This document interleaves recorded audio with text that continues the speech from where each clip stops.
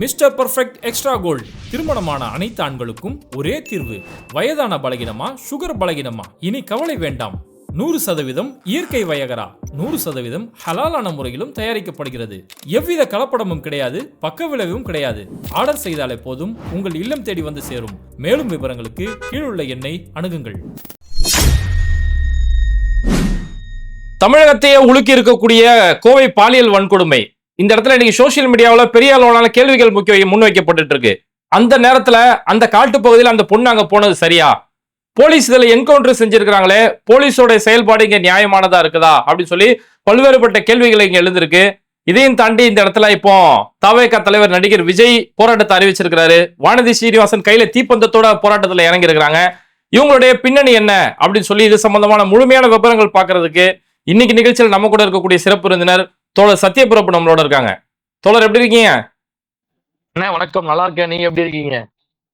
நல்லா இருக்கண்ணே. ஆனா இப்ப இந்த கோயம்புத்தூர், அதுவும் ஒரு ஏர்போர்ட்டுக்கு பின்னாடியே நடந்திருக்கக்கூடிய இவ்வளவு ஒரு பெரிய ஒரு பாலியல் வன்கொடுமை தமிழ்நாட்டே இன்னைக்கு பெரிய ஒரு பரபரப்பான செய்தியா மாறி இருக்கு. இப்ப இந்த இடத்துல சோசியல் மீடியாவில் கேட்கக்கூடிய ஒரு கேள்வி, அந்த பொண்ணு அந்த டைம்ல அங்க போனது சரியா? அது ஒரு காட்டு பகுதி, அதுவும் தொடர்ந்து அந்த இடத்துக்கு போறதா சொல்லி இப்ப செய்திகள் வந்துட்டு இருக்குது. இதை எப்படி பாக்குறீங்கண்ணா? ஆனா இந்த மாதிரியான விஷயங்களை நானும் பார்த்தேன். பேஸ்புக்ல கமெண்ட்ல எல்லாம் போட்டிருந்தானுங்க, அந்த பொண்ணு அங்க போனது தப்பு, 11 மணிக்கு அங்க என்ன வேலை, அங்க அந்த பையன் கூட என்ன வேலை? டேய், அந்த பொண்ணு போனது தப்புனா அந்த பையன் போனதும் தப்பு. ஃபர்ஸ்ட் நீங்க காட்டு பகுதிக்கு போனதுனாலதான் நடந்துருச்சுன்னு சொல்றதே அபத்தம். வீட்டுக்குள்ள நடக்குது, காலேஜ்ல நடக்குது, ஹாஸ்டல்ல நடக்குது, சொல்ல போனா ஆபீஸ்ல நடக்குது, என்ன சொல்ல போனா போலீஸ் ஸ்டேஷன்ல நடக்குது. இது பெண்களுக்கு ஆபாச ரீதியான உடல் ரீதியான தொந்தரவுகள்லாம் காட்டுப்பகுதிக்கு போனாதான் நடக்கணும் கிடையாது. சமூகத்துல அது எல்லா இடத்துலயுமே நடந்துகிட்டு தான் இருக்கு. பெத்த அப்பனே இந்த வேலையை செய்யறான், கூட பிறந்தவன் இந்த வேலையை செய்யறான், நம்பி காதலிச்சவன் இந்த வேலையை செய்யறான், காதலிச்சவன் தன்னுடைய நண்பர்களை விட்டு இந்த வேலையை செய்யறான், கூட வேலை பார்க்கிறவன் இந்த வேலையை பார்க்கிறான், சொல்லி கொடுக்கிற வாதியாரு இப்படியான மோசமான வேலைகளை பார்க்கிறான். அப்ப நாம இந்த இடங்கிறதே தப்பு. இந்த பிரச்சனை எல்லா இடத்துலயுமே இருக்கு, அதுல மாற்று கருத்துல. அடுத்தது, அந்த பொண்ணு அங்க போகணுமா வேணாமாங்கிறது அந்த பொண்ணு முடிவு பண்ணணும். அந்த பொண்ணு போனது தப்பு இல்ல. அங்க சமூகத்துல இப்படியான பார்வைகளும் அந்த 3 பொறுக்கிங்க மிருகங்க இப்படியான சொல்ல முடியாத பாதக செயலை செஞ்சானுங்கல்ல, அவங்க மேலதான் தப்பு.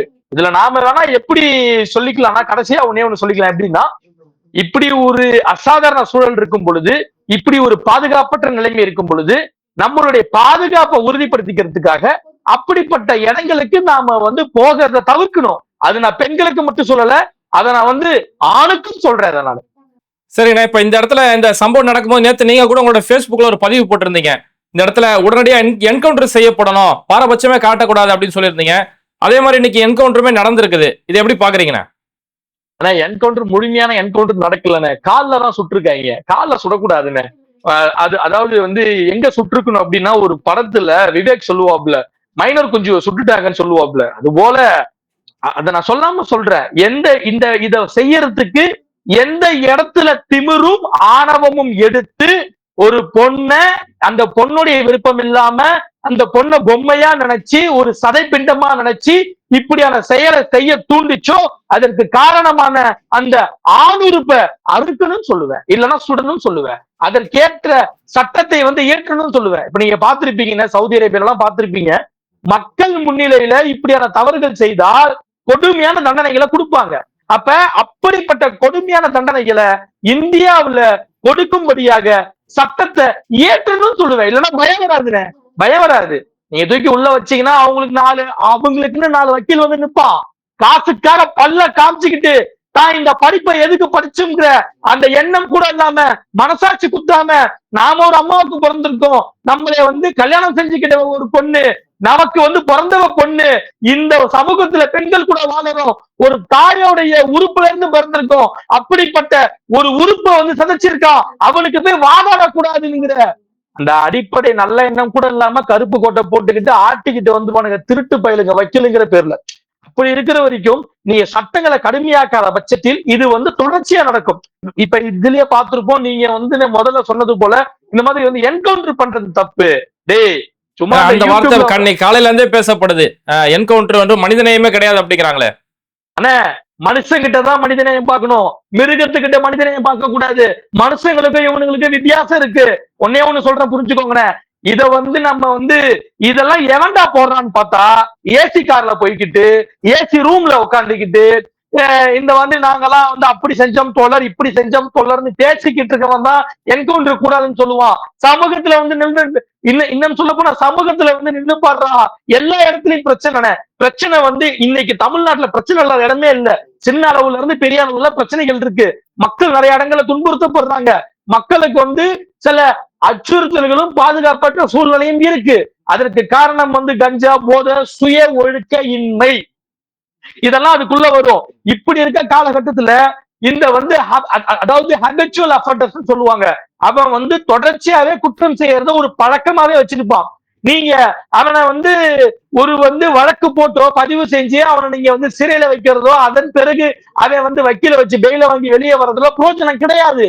இந்த தப்புங்கிறது சுழற்சி முறையில நடந்துகிட்டே இருக்கும். அப்ப இதற்கு ஒரு வந்து முற்றுப்புள்ளி வைக்கணும்னா அட்லீஸ்ட் இதை ஓரளவுக்கு வந்து தடுக்கப்படணும்னா அவனுக்கு பயம் வரணும். நம்மளை வந்து சுற்றுவாங்க, நம்ம கைய காலை உடைச்சிருவாங்க அப்படிங்கிற பயம் வந்து மிருகங்களுக்கு இருக்கணும். அவன் சொன்னா புரிஞ்சுக்க மாட்டான். தண்டனை கொடுத்தா அப்படி தொடச்சிட்டு போயிடுவான். தண்டனை வாங்கிட்டு ஜெயிலுக்கு போறவனுக்கு உள்ள சோர்ல இருந்து எல்லாமே கிடைக்குது. அவன் வந்து ஜெயில வந்து லைக் பண்ற பசங்க நிறைய பேர் இருக்காங்க. நான் பார்த்திருக்கேன் ஹபிச்சுவல் அஃபெண்டர்ஸா இருக்கக்கூடிய ஆட்கள் வந்து என்னடா வந்து 10 நாள் ஆச்சு திரும்ப எப்படா உள்ள போவோம் அப்படிலாம் பேசிக்குவானுங்க. உள்ள இருக்கிறத ஆனந்தமா நினைப்பான், சந்தோஷமா நினைப்பான்.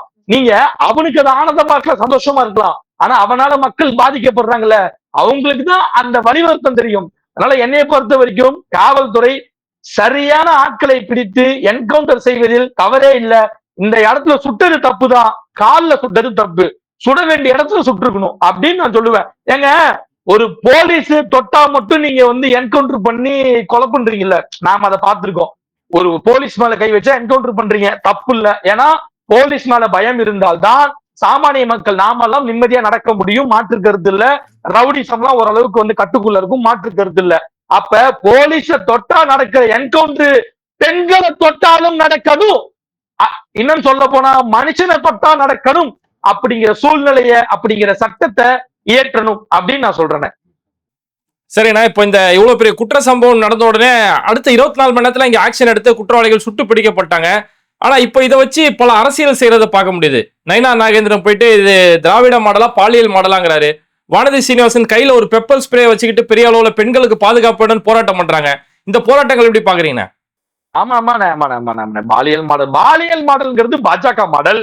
பாலிய ஜல்சா கட்சி வானதி நேத்து பார்த்தேன், பயங்கரமா குதிக்குது வானதி, அப்படிங்குது இப்படிங்குது.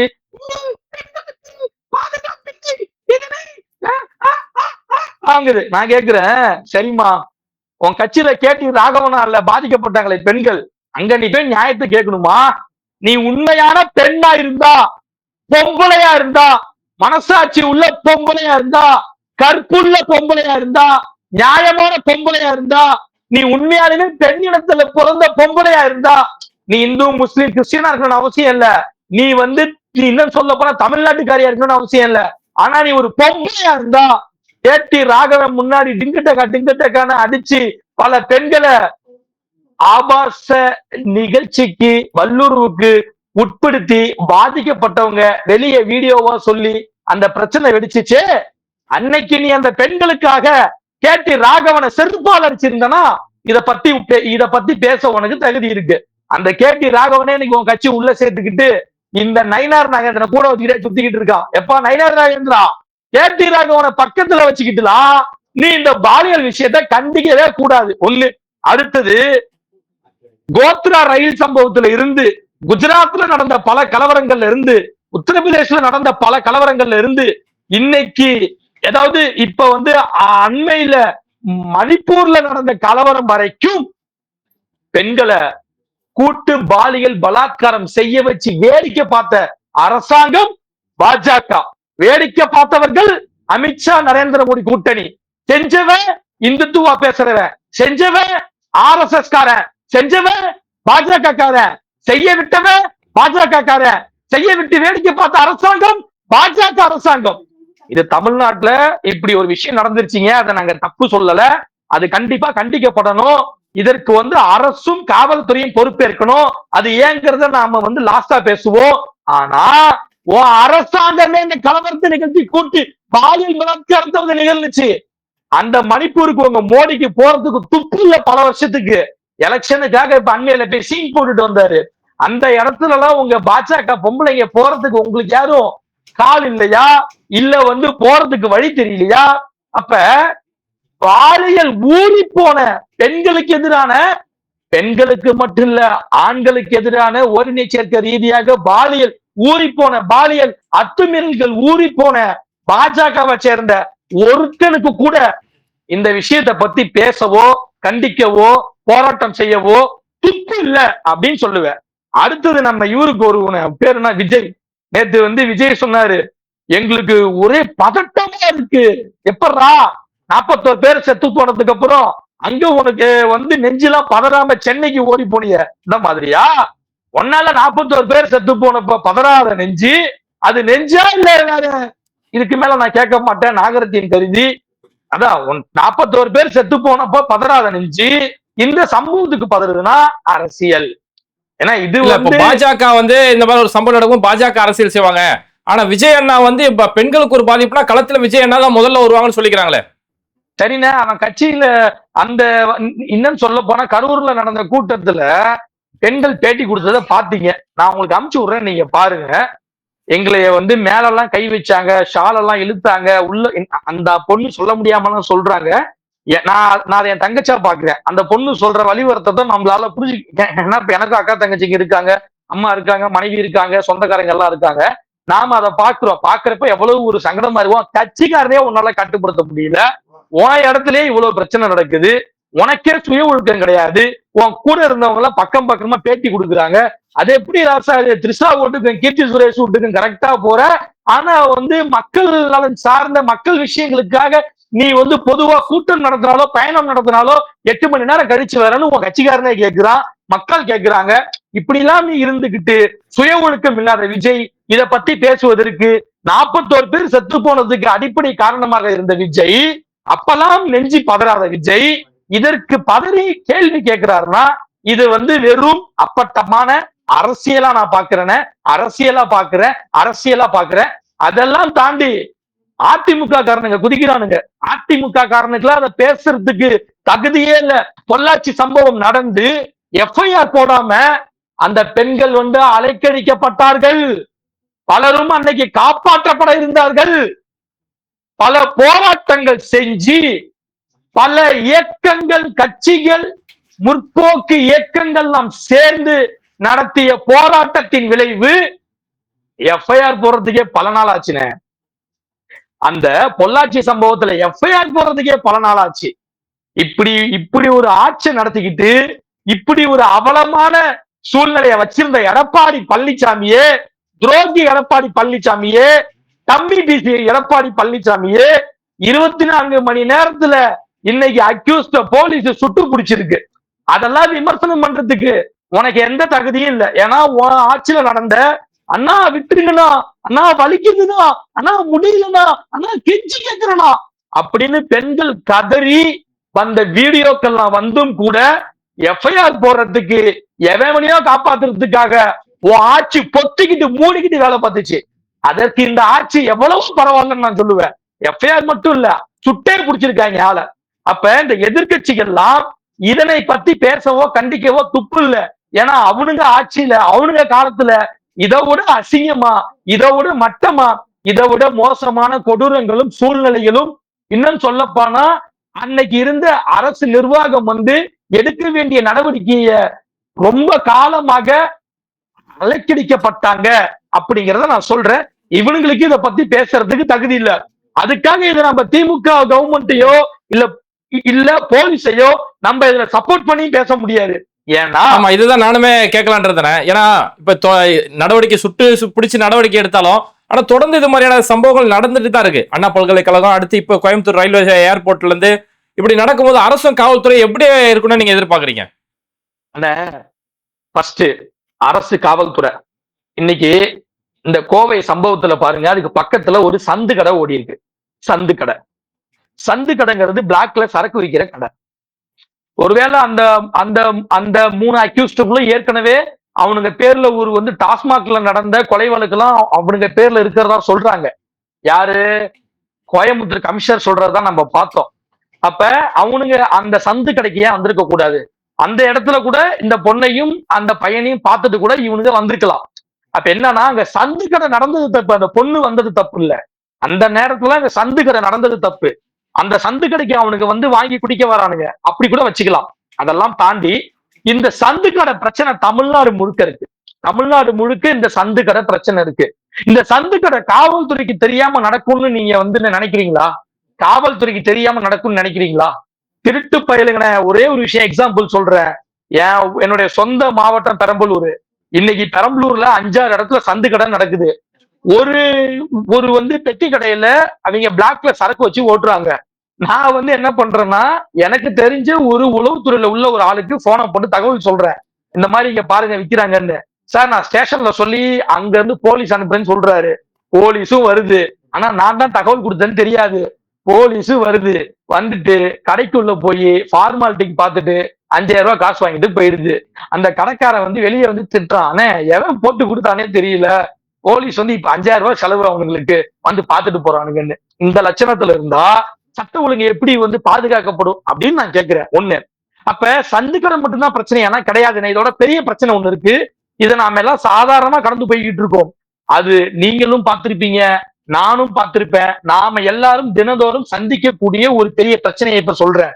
என்னன்னா, அதாவது சாலையோரம் இருக்கக்கூடிய சும்மான இடங்கள்ல, இன்னும் சொல்ல போனா மைதானங்கள்ல, இன்னும் சொல்ல போனா கோவில் ஒட்டி இருக்கக்கூடிய இடங்கள்ல, இன்னும் சொல்ல போனா நாம வந்து சாலையில போறப்ப பாலம் இருக்கும், அந்த பால கட்டைகள் மேல உட்காந்துக்கிட்டு, இன்னும் சொல்ல போனா தெருக்கள்ல, தெரு ஓரங்கள்ல, சாலை ஓரங்கள்ல, மக்கள் நடந்து போய்கிட்டு இருக்க கூடிய சாலை ஓரங்கள்ல கூட உட்காந்து சரக்கு அடிக்கிறத இன்னைக்கு வாடிக்கையா வச்சிருக்கானுங்க. சாராயம் குடிக்கிறது, போய் கடையில வாங்குறது. அதே மாதிரி கஞ்சா புழக்கமும் இன்னைக்கு ரொம்ப மோசமா போயிட்டு இருக்கேன். ஆமா, ஆனா இல்ல கஞ்சா புழக்கம் வந்து எப்படி போனா மறைமுகமா போகுது. நான் இந்த வந்து மது பழக்கங்கிறது பப்ளிக்காவே நம்ம ரோட்ல போய்கிட்டு இருப்போம், சைட்ல 5 பேர் உட்காந்து தண்ணி போட்டுக்கிட்டு இருப்போம். இதை இல்லன்னு யாரும் மறுக்க முடியாது, நம்ம எல்லாருமே பார்த்திருப்போம். அப்ப எல்லாத்து முன்னாடி தண்ணி அடிக்கிறத வந்து சகஜமாயி போச்சு. அப்ப என்ன ஆகும், போதை தலைக்கு ஏறினதும் ரோட்ல போற பிள்ளைய கைப்பிடிச்சிருக்கதான் செய்யும். அதுக்காக அந்த பிள்ளை ஏன்டா ரோட்ல போனுச்சு நம்ம கேட்க கூடாது, கேட்க முடியாது. ரோடுங்கிறது எல்லாத்துக்கும் பொதுவானது. எல்லாரும் எந்த நேரத்துக்கும் எப்ப வேணாலும் போலாம். அப்படிங்கறது ஜனநாயக நாடு, அதுதான் ஜனநாயக உரிமை. அப்ப நீங்க பப்ளிக்கா குடிக்கிறவனெல்லாம் அடிச்சு ஒடுக்காம அதற்குன்னு ஒரு சட்டத்தை கொண்டுட்டு வந்து பப்ளிக்கா எவன் எங்க குடிச்சாலும் ஒண்ணு வீட்டுல உட்காந்து குடிக்கணும், இல்ல அதுக்குன்னு ஒதுக்கப்பட்ட பார்ல உட்காந்து குடிக்கணும், இல்லைன்னா ஏதோ ஹோட்டல்ல ரூம் போட்டு குடிக்கணும். பப்ளிக்கா ஒருத்தன் குடிச்சானா அவனுக்கு கடுமையான தண்டனை கிடைக்கிற மாதிரி சட்டத்தை போட்டு அதற்குன்னு காவல்துறையை வந்து ரோந்துகளை தீவிரப்படுத்தி, இப்ப எப்படி வந்து இந்த போலீஸ் எல்லாம் கணக்கு காட்டுறதுக்காக ஹெல்மெட் போட்டிருக்கியா, இது ஹெல்மெட் போட்டிருக்கியா, வண்டிக்கு லைசன்ஸ் வச்சிருக்கியான்னு வீதிக்கு வீதி நிக்கிறாங்க. அது போல வீதிக்கு வீதி எவனாவது பப்ளிக்ல உட்காந்து குடிக்கிறானா, பொதுமக்களுக்கு வந்து நியூசன்ஸ் பண்றானா, பொதுமக்களுக்கு இடையூறா இருக்கானா, சங்கடத்தை ஏற்படுத்துறானா, பொது இடங்கள்ல உட்காந்து குடிக்கிறானா அப்படின்னு பார்த்து தக்க நடவடிக்கை எடுத்தால்தான் இங்க வந்து குற்றங்கள் வந்து ஓரளவுக்கு கட்டுக்குள்ள வரும். அடுத்தது இந்த கஞ்சா உள்ளிட்ட போதை வஸ்துக்களை முற்றிலும் ஒழிக்கணும். இங்க வந்து கஞ்சா ஒழிச்சாச்சுன்னு சொல்றாரு சிஎம் சார், இந்த வீடியோ வழியா உங்ககிட்ட சொல்றேன், உங்ககிட்ட சொல்லக்கூடிய அனைத்தும், அதாவது உங்ககிட்ட சொல்லக்கூடிய அனைத்து ரிப்போர்ட்களும் போய் ஒரு நாள் நீங்க வாங்க சார், பெரம்பலூர் வாங்க சார், நான் கஞ்சா வாங்கி தரேன் சார், நான் வாங்கி தரேன் சார். இன்னைக்கும் கஞ்சா ஓடுதுனேன். இன்னைக்கும் அன்னைக்கு நான் போறேன் கோர்ட்டுக்கு, நான் போறேன் அன்னைக்கு நான் கோர்ட்டுக்கு ஒரு வழக்கு சம்பந்தமா போறேன். 2 பசங்க காலையில கஞ்சா போயில நிக்கிறானுங்க, சரியான வாடை ஒரு கோர்ட்ல, நீதிமன்றத்துல. அப்ப நீதிமன்றத்துல ஒருத்தன் கஞ்சா போட்டுட்டு வந்து நிக்கிறானா, அவன் ஏன் அந்த போதையில ஒருத்தனை வெட்ட மாட்டான்? அவன் ஏன் அந்த போதையில ஒருத்தனுக்கு பிரச்சனை கொடுக்க மாட்டான்? ஒருவேளை ஜட்ஜி வந்து அவனுக்கு எதிரான வந்து தீர்ப்பு சொன்னா ஜட்ஜி மேல ஏன் பாய மாட்டான்? உங்களுக்கு வந்து டிஸ்ட்ரிக்ட் ஜட்ஜிக்கு மட்டும்தான் உங்களுக்கு போலீஸ் பாதுகாப்பு, மத்த எந்த ஜட்ஜஸ்க்கும் வக்கீலுக்கும் போலீஸ் பாதுகாப்பு கிடையாது. வேற எங்கேயும் இல்ல, பெரம்பலூர் மாவட்ட நீதிமன்றத்துல சொல்றேன். ஏன்னா என் ஊரு நான் பார்த்ததை வந்து நான் உதாரணமா வச்சு சொல்றேன். அப்ப இந்த கஞ்சா புழக்கங்கிறது காவல்துறைக்கு தெரியாமல் நடக்க வாய்ப்பே இல்லை. இதை இல்லைன்னு சொல்றானா அவனுக்கு அரசியல் தெரியாம இருக்கணும், இல்லைன்னா இன்னைக்கு இருக்கக்கூடிய நாட்டு நடப்பு தெரியாம இருக்கணும், இல்லைன்னா கள நிலவரம் தெரியாம இருக்கணும், இல்லைன்னா மக்களுடைய வலி வேதனை, அவங்களுடைய வாழ்வாதாரம், இந்த சமூகத்தை பத்தின புரிதல் இல்லாம இருக்கணும். நாம இது எல்லாமே, அதாவது எல்லாமே தெரிஞ்சவன்னு நான் சொல்லிக்கல.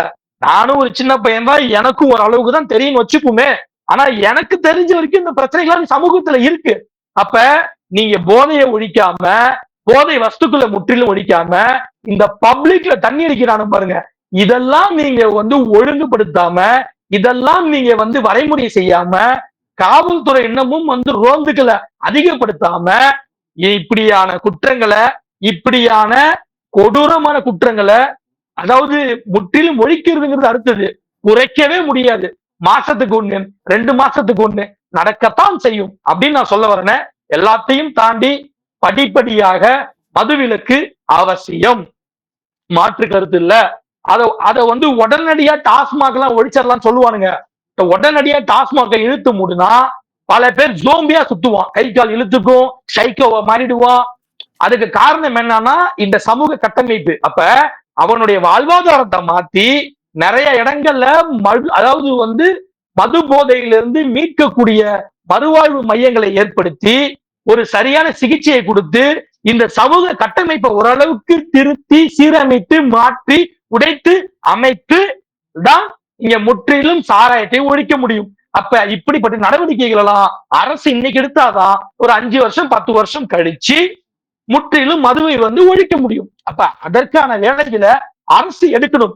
இதெல்லாம் எதுவுமே செய்யாமல், இதெல்லாம் எதுவுமே எடுக்காமல் நாம வெறுமனே அவனை சுட்டு பிடிச்சிட்டோம்னா ஒவ்வொரு முறையும் தப்பு நடக்கும். நீங்க அவங்கள பிடிப்பீங்க. என்ன அந்த ஆட்சியில வந்து லேட்டா பிடிக்கிறான், நீங்க சீக்கிரமா பிடிக்கிறீங்க. அந்த ஆட்சியில எஃப்ஐஆர் போட லேட் பண்றான், நீங்க வந்து எஃப்ஐஆர் சீக்கிரமா போடுறீங்க. இவ்வளவுதான் வித்தியாசம். அப்ப இந்த குற்றத்தை எப்ப நம்ம தடுக்க முடியும்னா, இப்ப நான் சொன்னதெல்லாம் செய்தால் மட்டும்தான், இதனெல்லாம் நடந்தால் மட்டும்தான் இந்த குற்றங்களை தடுக்க முடியும் அப்படின்னு நான் சொல்றேன். இதெல்லாம் தாண்டி அந்த பையனும் அந்த பொண்ணையும் தயவு செஞ்சு எவனும் தவறா பேசாதீங்க. எல்லா பையனுமே தனிமையில போய் பேசுறதுலாம் இது ஒரு சகஜமான விஷயம். அதனால எவனும் வந்து யோக்கிய மாதிரி சீன் எல்லாம் போட வேணாம். அந்த பொண்ணும் அந்த பையனும் சந்தித்து பேசுறதுங்கிறது வந்து அது அவங்களுடைய தனிப்பட்ட விருப்பம், தனிப்பட்ட உரிமை. அந்த பையனோட அப்பா இப்பதான் ரொம்ப முடியாம சீரியஸ் கண்டிஷன்ல இருந்து இப்பதான் மீண்டு வந்திருக்காரு. அந்த குடும்பத்தை அந்த பசங்க தான் அந்த அந்த அந்த பாதிக்கப்பட்ட பையனுக்கு ஒரு தம்பி இருக்கான். இவங்க 2 பேரும் சேர்ந்துதான் அந்த குடும்பத்துடைய வாழ்வாதாரத்தை பாத்துக்கிறாங்க. ரொம்ப நல்ல பசங்க, அதுல மாற்று கருத்து கிடையாது. அந்த பொண்ணை அப்படிலாம் விட்டுட்டு எல்லாம் ஓடல. அவன் திரும்பவும் அந்த பொண்ணு காப்பாத்துறதுக்காக போராடினதுனாலதான் அவனுக்கு வந்து 28 தையல் போடப்பட்டிருக்கு, குத்து வாங்கப்பட்டிருக்கான், வெட்டு வாங்கப்பட்டிருக்கான். அதனையும் மீறி அவன் தான் வந்து அந்த அந்த பொண்ணுக்காக அவனால முடிஞ்ச அளவு கூட நின்றுருக்கான். அதனால அந்த குடும்பத்தையோ அப்பா சரியா வளர்க்கல, அம்மா சரியா வளர்க்கல, ஏன்னா அவங்க எதுவும் பெருசா தப்பு செஞ்சது இல்ல. அதனால அவங்க குடும்பங்களை விமர்சனம் செய்யறத நாம எல்லாம் தவிர்க்கணும்னு சொல்றேன். அந்த வந்து குடும்பத்தார் கூட, இந்த பாதிக்கப்பட்ட சகோதரி கூட, இந்த பாதிக்கப்பட்ட சகோதரன் கூட நாம எல்லாம் கடைசி வரைக்கும் நிக்கணும். அதுல மாற்று கருத்து இல்ல. வேணா நாம அது இப்படி சொல்லணும், எப்பா நமக்கு தான் இப்படியான வந்து சூழ்நிலை இருக்கு, அவன் போதை போட்டு சுத்துறான், ராத்திரில பெருசா பாதுகாப்பு இல்ல, அப்ப நாம பாதுகாப்பான இடங்களுக்கு மட்டும் போவோமே, பாதுகாப்பு இல்லாத இடங்களுக்கு போக வேணாமே, அப்படி நியாயமான கருத்துக்களை சொல்லுங்க அப்படின்னு நான் சொல்றேன். சரிண்ணா, இந்த ஒரு குறுகிய நேரத்துல இந்த கோவை பாலியல் வன்கொடுமை சம்பந்தமா அது சுத்தி நடக்கக்கூடிய பல்வேறுபட்ட விஷயங்களை தெளிவுபடுத்தினீங்க. நிகழ்ச்சியில கலந்துள்ள ரொம்ப நன்றி. கண்டிப்பா அடுத்த நிகழ்ச்சியில சந்திப்போம். ரொம்ப நன்றி. தேங்க்யூ. இது மாதிரி வீடியோக்களை தொடர்ந்து பார்க்கறதுக்கு மறக்காம பேட்டை டிவியை சப்ஸ்கிரைப் பண்ணிட்டு இந்த வீடியோக்களை உங்க நண்பர்களுக்கு அதிகமா ஷேர் செய்யுங்க. இணைந்திருப்போம்.